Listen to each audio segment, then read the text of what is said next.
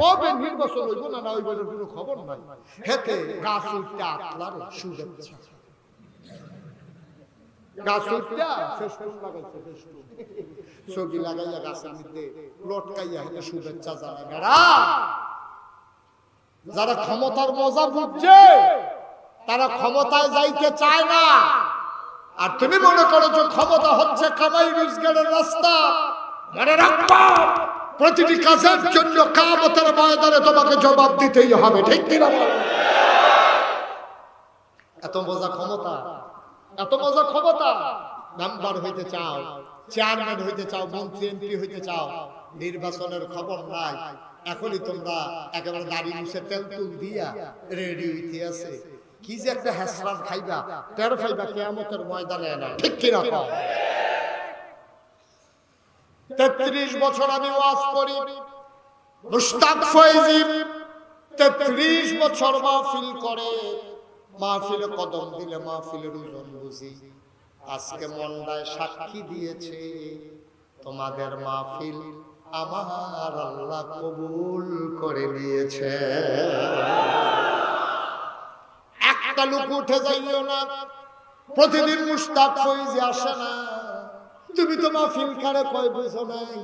তুমি মনে করেছো মাহফিল মানে পোস্টার, মাহফিল মানে প্যান্ডেল, মাহফিল মানে ভাই, মাহফিল মানে লাইট, মাহফিল মানে বক্তা, মাহফিল মানে শ্রোতা।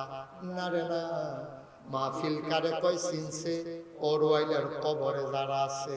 আমি কিতাবে পেয়েছি কোথাও যখন দোয়ার বাজার হয়, কবরের বাসিন্দারা আর কবরে থাকে না, দৌড়াইয়া মাহফিলের চতুর্দিক দিয়ে সে দাঁড়াই যায়, ফেরেশতারা দাঁড়াই থাকে। তুমিও দেখো না, আমিও দেখি না, ফেরেশতাদের সাথে তোমার আব্বার দেখা হয়, তোমার আম্মার দেখা হয়। ফেরেশতায় ডাক দিয়া জিগায়, কি গো তোমার গ্রাম মাহফিল, তুমি কবর চাইরা কেন মাহফিলের কাছে আইছো?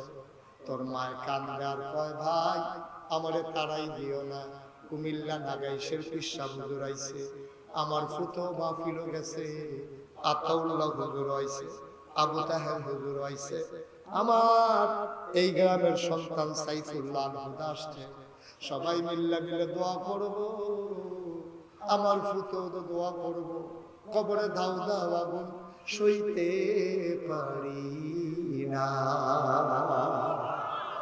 আমি দোয়া দেওয়ার জন্য আসছি, দোয়া লইয়া গিয়ে দেখতাম স্যার আমার কবরটা জান্নাত হইছে। তুমি বুঝবা না রে ভাই, আমার আব্বা নাই, আমার আব্বা 1985 সালে ইন্তেকাল করেছেন। আমি তখন ছোট্ট মানুষ। এখন যখন বেশি বেশি আব্বার কথা মনে হয়, ছেলেরা মানুষেরা যখন বাবার জন্য দোয়া চায়, কলজাটা মানে না, কলজা ছিঁড়া যায়। মাঝে মাঝে মাহফিলের করে শেষ করে নাগাইশের জমিনে যখন যাই, তখন আমি নিখোশ কালো অন্ধকারে আব্বার কবরটার কাছে গিয়া বসি, আব্বার মাথার কাছে বসে আব্বার লগে গুনগুন করে কথা কই, আব্বা আব্বা আব্বা আপনি আমারই চিনছেন রে আব্বা, আমি আপনার মুশতাক ফয়জী, 11 বছরের রাজ্ঞা আপনি ইন্তেকাল করছিলেন, আপনার মুশতাক ফয়জী এখন অনেক বড় হইছে আব্বা, আব্বা মাটির কবরে যে আপনারে ঘুম পাড়াইল 3টা কাপড় দিয়া, আপনি কেমনে ঘুমান? বাংলাদেশে তো শীত শুরু হইতেছে, আপনার কবরে শীত লাগেনি গো আব্বা, আব্বা আপনি কি খান? আব্বা কবরে আপনারে কি খাবার দেয়? আমি কত কথা কই, আমার আব্বা একটা কথার জবাব দেয় না। আমি কাঁদতে কাঁদতে বিছানায় যাই, আমি ঘুমাইতে পারি না। আয় ছেলে আয়, এই যে ভাই একটু একটু বসে শেষ করে বলছি, একটু শেষ করে। আপনি তখন বুড়া মানুষ না, কেন উঠছেন? এখন আমরা আব্বার জন্য দোয়া করব, আম্মার জন্য দোয়া করব, দরকার আছে নাকি নাই? বাবার জন্য দোয়া হবে, মায়ের জন্য দোয়া হবে। আমি জানি না ওরওয়াইলের কোন মানুষটা আব্বা হারাইছো, কোন মানুষটা আম্মা হারাইছো। পুরুষের জন্য অনেকগুলো আওয়াজ করলাম, মায়েদের জন্য 2-1টা কথা বলার দরকার আছে নাকি না? ওরওয়াইলের আম্মারা, ওরওয়াইলের আম্মারা শুনো শুনো শুনো, নামাজ পড়া যেমন ফরজ, রোজা রাখা যেমন ফরজ, হজ করা যেমন ফরজ, আম্মা গো ও আম্মা পর্দা করা তেমন ফরজ, ঠিক কিনা? মাঝে মাঝে খুব আফসোস লাগে, মুরব্বী যারা আছে তারা বলতে পারবে কাঁচা বাজার হুজুর জীবনে বেরিয়ে গেছে, বুঝছে, দেখছেও তো না তারা। আমরা জমানাত আমিও তো ছোটবেলা দেখছি না, বেরিয়েতে বাজারও গেছে, এরকম কোন ইতিহাস নেই। বেশিতে বেশি হইলে বেরিয়েতে ডাক্তারের কাছে যাইতো, না হইলে বেরিয়েতে বেশিতে বেশি হইলে কাপড় চোপড় কিনলে বেরিয়ে এক সাকাত বয়াইয়া আর সেটা জামাইয়া দেখাইতো, কোনটা তোমার পছন্দ হয়। এর দূর আমি দেখছি, কিন্তু বেরিয়েতে বাজারও যাইতে আমি জীবনেও দেখছি না। আজকে বাংলাদেশে মাছ বাজার মহিলা আছে নাকি নাই? তরকারি বাজার নাই, কাপড়ের দোকান, গরু বাজারও, গরু বাজারে পর্যন্ত কথা তো একটা মনে পড়ছে, দেখি কইলে কা কয়াম কেমন উডনের লিখে তো কিছু কোন যেত না। কথা না হইলো যে উত্তলে কথাটা জানা দিয়ে হতাইল মারহাবা কয়না দাও। গরু বাজার হুজুর কহি ঘটনা আমরা এলাকা বসে কইলে তেমনি কইয়ে আর আইনা না বলবো না, সারা লাগে দিয়ে কেন মারহাবা কয়না রে। একটা বিদেশ আমরা এলাকা তো তার বউ থাকে দেশ, তোতে তার স্বাস্থ্য ভাইয়ের ফোন করে ভাই তোরা কি গরু কিনা নিছ? কয় না। উনি উঠবে, ওনার যে বয়টা রিয়েকশন করছে, সাইডা আইয়া, সাইডা তাড়াতাড়ি আইয়া আইব নমুনে তো আইব মারহাবা কর।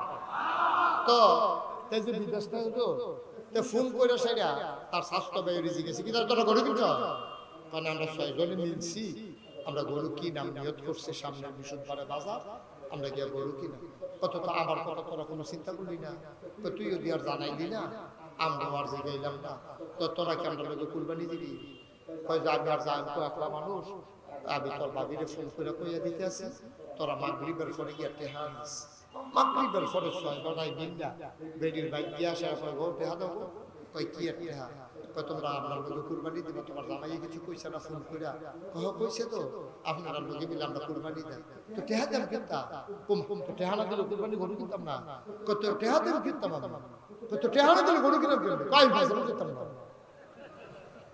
তোমরা চাইয়া গরু কিনবা, আমার চাওয়ানোর দরকার আছে না, আমার জামাই নেই দীক্ষা, আমরা কি গরু চাইতাম না? আমিও বাজারে যাই আমার টেহা দেন কিনতাম, বেনিটি বেগো টেহা থাকবো, বাঘে যা করে বাজারে হিসাব করে দিয়া দেয়। অনেক কথার ফলে তো না করতে পারে না। 6 বেটা চারিদিক দিয়ে বেড দিয়া বইছে, এবিডি ওটুর বাগ্যানো বইছে, গরু কুরবানির আগে এবিডি কুরবানি হয়ে যাবে।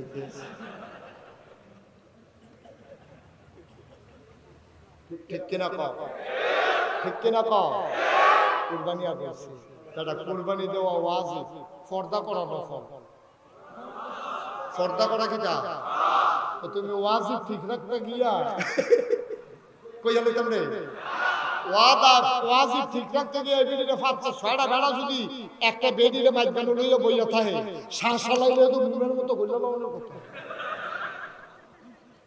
ঠিক নিলে বাংলাদেশ কথা তো আরেকটা মনে করছে, এটাও কইলে তা সারা জীবন নফল নামাজ দিয়ে যদি একখানো করো, সারা জীবনে নফল রোজা দিয়ে যদি একখানো করো, একটা ফরজ সেজদার সমান হবে না। ঠিক কিনা? নোয়াখালী হুজুরে যখন এই ওয়াজ করতে আছে, নোয়াখালী হুজুরের আবার বুদ্ধি বেশি, সিহন সিহন কথা। তো নোয়াখালী হুজুরে যখন এই ওয়াজ করতে আছে, তো মাহফিলের দিকে একবার খেলেছে, হুজুর প্রশ্ন আছে।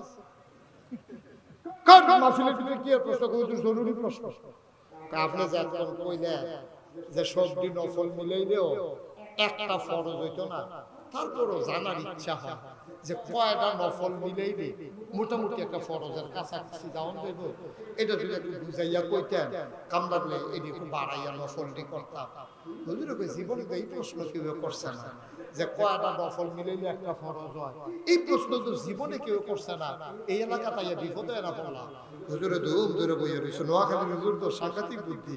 হুজুরে কতক্ষণ পরে কই কি টানা জিজ্ঞেসলেন, জিজ্ঞেসলাম কয়টা নফল মিলাইলে একটা ফরজ হয়। হুজুরে আইস দিয়া কয় যতটা সুপারি গাছ মিলাইলে একটা নারকেল গাছ হয়।